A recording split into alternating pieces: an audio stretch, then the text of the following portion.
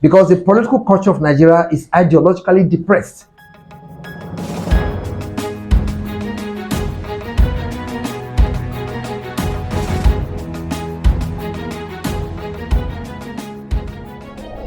Welcome once again to another beautiful segment here on Noble TV Live. My name is Valentine Agogo, and I'm here on set with a very special guest, Mr. Gray Amona. Nice having your set, Thank sir. you very much. I enjoy having your set because you actually go very deep into details. Thank but you. On the current issue that we're going to be talking about, I want your candid, your genuine, and unbiased opinion about some certain things going on in the country right now. Let's start from the 500 billion, right, by the president, his speech on his intentions on getting 500 billion out there for palliatives, okay? And how feasible is that? Then, while on that, I still want to see from another angle, because the excuse is that it's from the subsidy benefits, all right, things that should have gone in for subsidy. Let Nigerians start harvesting, reaping from it with 8,000 naira. Okay, so let's look at all the challenges that are around this absurd proposition, yes. Right? So I just want to just quickly talk on that before we go into the next phase. First of all, the idea of a palliative and couched in that kind of idea, the proposal, will not do justice to, the personal professional background of Bola Ahmed Tinubu. He's a cost accountant, and accountants, economists, computer scientists, computer engineers, bankers, finance experts, they're usually down-to-earth intellects. Yeah. Now, a palliative in the form of, a monetary facility is not a palliative. The long-term implication of a palliative is that it takes care of your long-term contingencies. Yeah. Cash as a form of palliative is ridiculous, especially in an unproductive economy. The Nigerian economy is qualitatively unproductive because there's a near collapse of infrastructure. As we speak, aggregate productive capacity is low. Yeah. And that's why the Naira is under perpetual siege. And it will continue to be under siege as long as production is low. So when there's no productive capacity, you want to give out money, and the money you are proposing, is a far cry, yes, from the reality. Very true. Yes. Mathematicians have come out to actually take a proper, thorough study about these palliatives. Yes. Let's say you have 500 billion, for instance, yes, and you want to share that amongst 12 million families. Yes. If you divide that by the 8K and you multiply that by the 12 million Nigerians you are giving, families you're giving that to, yes, times 30 days or 31 days in a month, yes, into 6 months, it's over 500 billion naira. Yes, so it even exceeds. It even exceeds it. So where it makes it look like a sham, make it look like a scam in progress. Now, some spokesmen have come out to say, because of how realistic actually these challenges are, some of these challenges are, like, how would you get these monies across to these people? The poorest of the poorest that we're talking about, who are in the villages and the farms, they don't have bank accounts. No. Let's be realistic. They don't have bank accounts. How would these monies get to them? Now, some spokesmen are saying, would convert into fertilizers. How would these fertilizers be transported to these neighborhoods? Right? We have Dele Alake, who also came up and gave his own speech that it's the best option. Is this? Is that? Is that? So overall, how would you address the basic challenges around this idea, which already is on its way to failure? Well, it has already courted failure, that's the truth. Yeah. Symbolically, it is surrounded by the specter of failure. But there's a way, we can try to rationalize things. Okay. Number one, like I said, I insist on my point that pecuniary facilities do not help the victim out.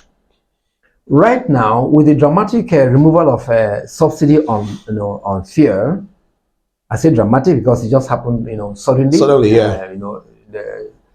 We ought to have addressed long-term planning possibilities, and you don't give fish to the individual, because in a flash, consumption of that fish will be over. It's already in the system, and the individual ask for more. So even the 8,000 and a fraction being debated, the arithmetic absurdities involved and everything, that will not solve any problem. Palliative measures should connect with infrastructure-related planning. Transport infrastructure. Look at Fubra in Rivers. He addressed the problem by putting in place, a transport-related problem-solving approach. Provide buses for the people. Let's come to a place like Delta. If you provide buses around the three senatorial districts, it will go a long way in solving people's movement problems. Yeah. Now, existential realities related to economic survival have to do with movement, food, shelter. Yes. And then shelter, food, and all sorts are also, counterbalanced by the need to create some kind of a support mechanism for yourself. One of the most challenging aspects of human existence is economic survival methods you address yourself. Yeah, so very quickly, thank God you talked about transportation and infrastructure. Now that brings me to NNPCL's concern for Nigerians' reaction about the hike in fuel price, in the name of this same subsidy. So it makes it look like the subsidy has become a plague. The removal of subsidy has become a plague instead of a blessing, because with this same excuse, we find ourselves living from 220 to 5 something, and now 617. And also, professionals have also speculated that it will still rise. Definitely. It will still rise. There's an exponential so if the NNPCL is also trying to thwart movements and transportation, recently we saw in Ikeja, other places in Lagos and all over the country where people have now started trekathon. All right. So now if there's trekathon all over the place, so how has the government impacted the people? Because now we have false palliatives that are yet to be approved by the two chambers. All right. Before we now talk about NNPCL's wrong move. Instead of trying to solve the problem and ease the sufferings of Nigerians, you are increasing it, and you are even justifying your actions with relations to subsidy removal. How would you bring these two together? How would you marry them? It simply shows that they connect with a fundamentally wrong, flawed strategy. Flawed as in FLAWED. Yeah. The strategy called economic planning is flawed. And the NNPC example is not surprising. NNPC has traditionally, preceded over failure. The fact that subsidy was even conceptualized, it simply reminds us that when NNPC came on stream in the late 70s, when Muhammad Buhari had to be moved from Federal Commissioner for Petroleum Resources to head NNPC, because that was his movement. Obasanjo dictatorship appointed him first Federal Commissioner for Petroleum, then to NNPC, where he now is started with Warri Refinery and Petrochemical Company. It was Buhari that actually started that company. So it's a situation where all along you have presided over the gradual decimation of the refineries. Then you have not also controlled the slide in petroleum production. Then counterbalance that with Babangida's fatal mistake of devaluing the currency and embracing SAP. They are reinforcing relationships. If you are tracing just economic history, interlocking reinforcements, interlocking negative reinforcements, all creating the present situation we are in today. So this is just a picture. We actually, Valentine, we are under siege, self-inflicted siege. Yes, part of those sieges I'm talking about now are the two very critical ones now, where we have 12 million Nigerian families to take home 8K. That is each, all right? And meanwhile, we have just about 500 individuals who are demanding for 70 billion of that national cake. That it's for infrastructure. It's for restructuring the National Assembly. It's actually ridiculous that the leadership of Senator Akpabio is starting its tenure with such a ridiculous demand. That tells you about the disconnect between the political elite and the masses of the population.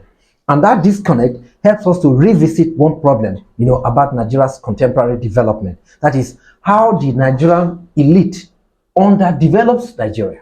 What I've already talked about, how Europe underdeveloped Africa. Right now, Yes, the elites. Malay were confronted with it. How the Nigerian political elite systematically underdevelops Nigeria. Nobody has visited that. Historians have not even, looked into that area, because somehow, history is recovering from a long period of hangover where military dictatorship pushed it to the rear with the fallacy of 1634 system of education. So, I'm not surprised about the disposition of members of the National Assembly.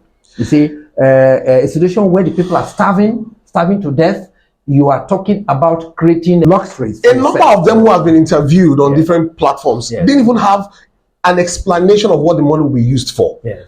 They didn't even know what is inside the memo. Yes. Do you understand? And while we're dealing with that, we still have the Naira dropping to 820 per dollar. Yes. There's so much happening. Exchange school is still there. Yes. The Naira there's is so much happening. 1,000 Naira to dollar. That's the truth.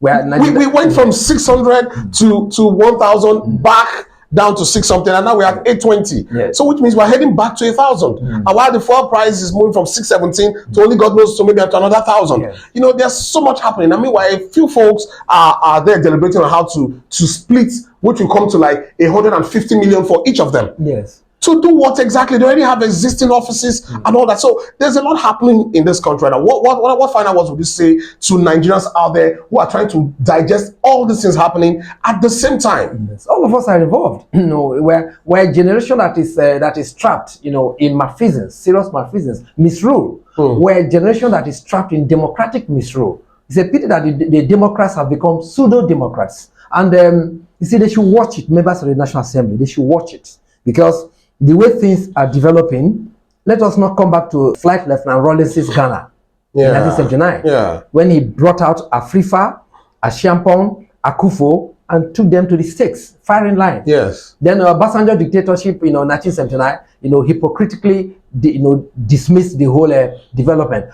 Whereas Obasanjo knew full well, he could have, known full well that there has always been a relationship between misrule and intervention of the military, even though the intervention is institutionally criticized, elitist scholars. But the issue is this, Valentine. Yes, we're not talking about a military revolution or all that, but a people's revolution is even more dangerous. Yes, we probably cannot think of the Arab Spring because the political culture of Nigeria is ideologically depressed. The Nigeria is thinking more of his short-term economic survival than the long-term survival of the institutional facade. But the Arab over there in Tunisia, it started in Tunisia. Yeah. The Tunisian thinks more of the survival of macro institutions rather than his stomach. We are more concerned with our long-term stomach, issues. Yeah. So they had better watch it, because the way things are going, with the near loss of control of the economy by the political leadership, I think danger looms ahead. I totally agree with you. The political class the elites, they should watch it. They should be very careful, because what everyone, especially our leaders, have been making a lot of noise about anarchy here, anarchy there. We're not going to go into that right now. I believe you know what I'm talking about. We pray it doesn't befall us sooner than we think, and beyond what we can actually handle. All right, from us here on Noble TV Live, I want to say thank you. Please do like, share, drop your comments, and don't forget to subscribe. And for more prompts on these updates or similar contents, please do click on the notification bell.